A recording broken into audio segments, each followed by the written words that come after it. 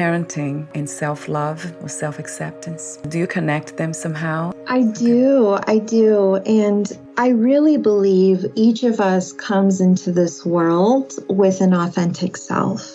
And when we bump up against the world, sometimes that authentic self is not fully accepted or embraced.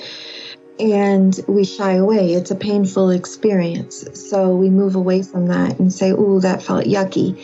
So what we do as protective mechanisms is develop coping tools that might be more of an inauthentic self for the sake of belonging. Our survival depends on that, right? So it's still an adaptive coping tool because as infants and children, we're so reliant on the adults in the community around us for our survival. As we move into adulthood, we're able to step more into our autonomy, and we can witness how we developed in retrospect this inauthentic self.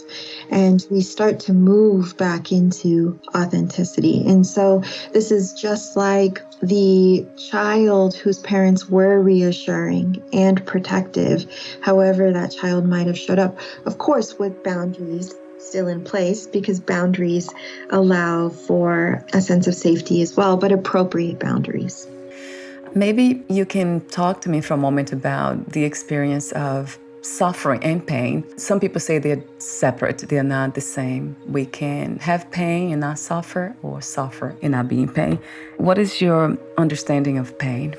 That's a lovely question. I do think we can be in pain and also have an underlying sense of peace. And that requires having, again, a safe container to come back to where we can be introspective. What we call in therapy is titrate into the pain.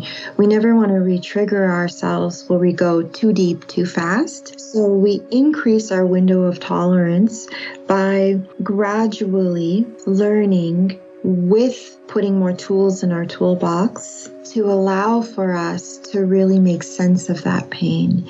And I heard this beautiful analogy of a shadow is simply when something obstructs the light. And when I think about suffering, I think in therapeutic terms, suffering is when there is something blocking our awareness.